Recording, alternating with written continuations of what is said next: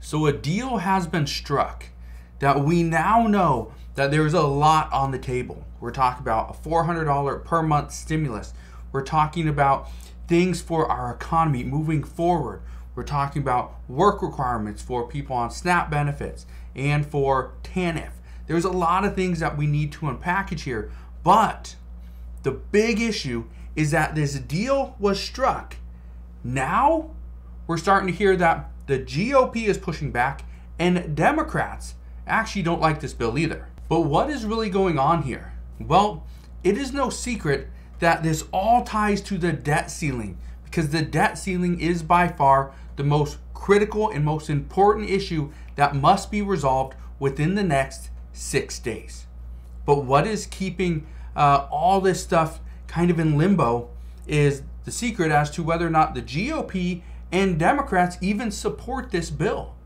That's what I want to discuss today, because again, all these other things, all these other pieces of legislation that will come on the heels of this one bill, it's all tied to what is actually negotiated. That's what we're going to discuss today.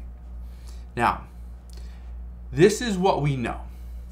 We now know there are more and more reports of the possibility of this approved legislation not being good enough for Congress. It was good enough for Speaker Kevin McCarthy. It was good enough for President Biden. But as to being good enough for the total amount of people in Congress, they say no. Keep in mind that the group of negotiators was very small. We didn't have large numbers for certain pieces of this bill. There was a small group negotiating this entire thing. And this is where lawmakers say that they were kept in the dark. They were kept, all the negotiations were behind closed doors, and the bill that they put in front of them is not what they want. Is not something that they would be confident they can take to their constituents and say, hey, look what I got for us. So they want to vote this down. Obviously, this is a major problem.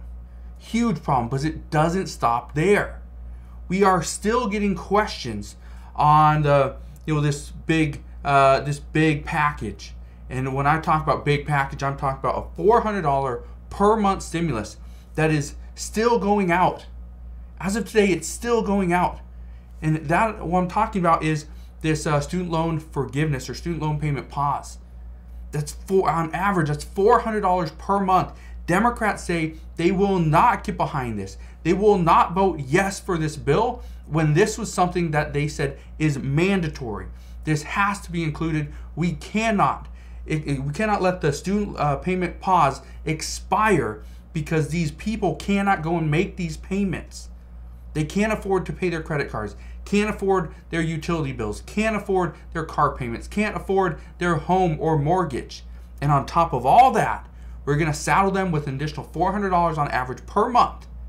This is where experts say there's more signs of trouble headed our way. Well, you're probably thinking, well, how much more? Let me just give you a couple examples here.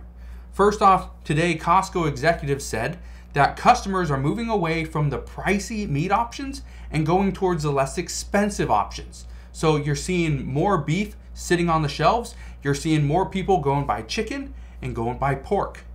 They say this happens every single time there's a recession. So again, just another example. But it doesn't stop there either. The New York Fed said recently that credit card debt rose during the first quarter of 2023. In the past 20 years, consumer credit card debt consistently declined in the first quarter of every single year. So as of right now, we're in uncharted territory. This is something that has not happened in more than 20 years, and this is now where experts are saying this shows how bad our economy actually is. And in a time like this, experts are telling us that the debt ceiling bill could push our economy into a recession, and this is something that we have to worry about because we still have to worry about rising interest rates. We have to worry about all this additional debt we've been saddled with, and how is this going to be paid off? How is the U.S. government going to pay off this debt? How are we going to pay off our credit card debt? Again, major issue. And this is why all this is coming back to what is in this debt ceiling bill. And one of the big things is Democrats say they will not get behind a bill that has the expiration of the student payment pause. That's a massive boost to over 40 million Americans. And this is something that they need in order to just survive. Now, this is where the debt ceiling comes into play regarding this $400 per month stimulus. Because most people know that, and again, it puts us in a very tough situation. Because a lot of people are using this time to save money, take that average $400 per month payment that they don't have to make to their student loans, and they're paying it for their rent, their mortgage, utilities, possibly food or medication. Again, inflation is just killing us. But according to sources that didn't want to be named, this is what they say. The GOP only cares about payments restarted, that they get restarted. And getting rid of the possibility of the student loan payment pause or student loan forgiveness program is still a key. Here's what they're saying. Because of this, we are having discussions. These are happening behind closed doors where the GOP would possibly consider some student loan forgiveness. But in order for this to happen, the income threshold would need to be much lower.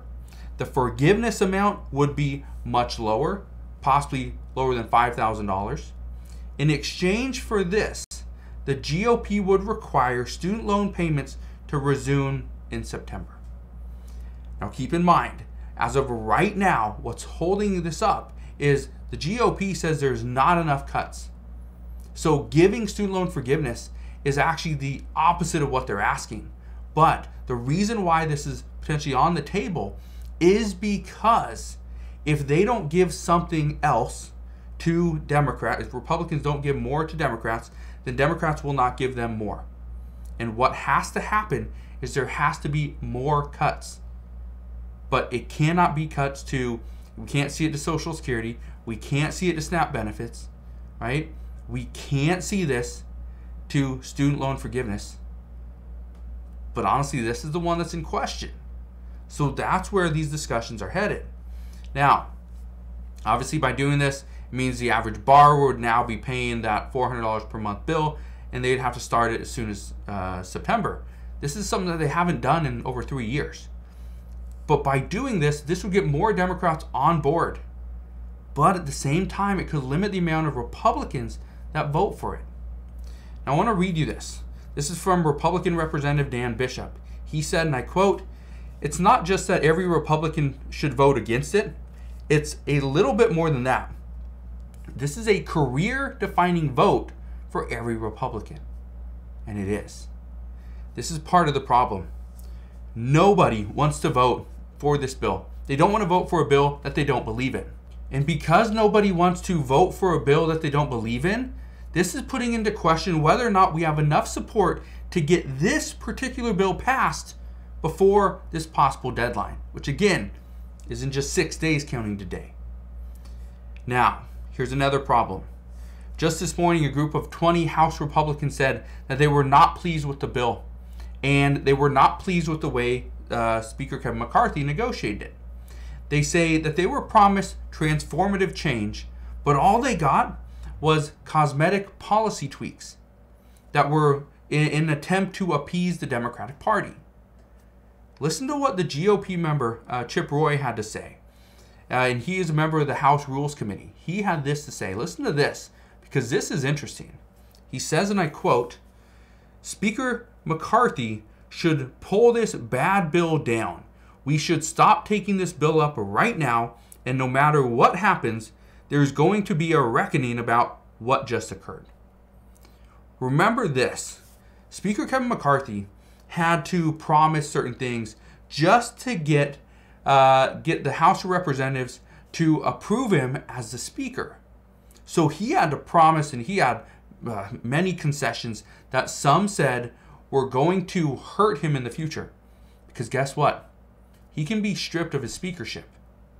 So if GOP Chip Roy is right in what he's saying, he says, and I quote, "And no matter what happens, there's going to be a reckoning about what just occurred." I don't know if Speaker Kevin McCarthy is going to be the Speaker much longer if this bill either gets passed or gets rejected, we default on our debts, and then everybody's going to be coming after him. So we're going to see what happens, but right now the GOP is pushing back against this debt ceiling bill because they say it is not enough. We have Democrats that are pushing back against this bill because they say they are not accepting the fact that over 40 million people are about to be making a $400 payment for their student loans. That this is not the time to do it. This should not be restarted. It should be extended one more time so that the American people can get their finances together. But again, everybody was saying that this was a deal. This was already passed. No, it was never passed. This bill was approved by 2 people. That was it. That's what I've been saying for the past few days. This bill was being negotiated by 2 people. Those 2 people, they don't have all the say in the world. And that's the problem. And now Congress is calling them out on that. And this could be a huge problem over the next 6 days. So I promise I will keep you up to date on everything that's going on. All you got to do is 2 things. Go ahead and hit that like button for the YouTube algorithm and make sure you click that subscribe button so you never miss an update.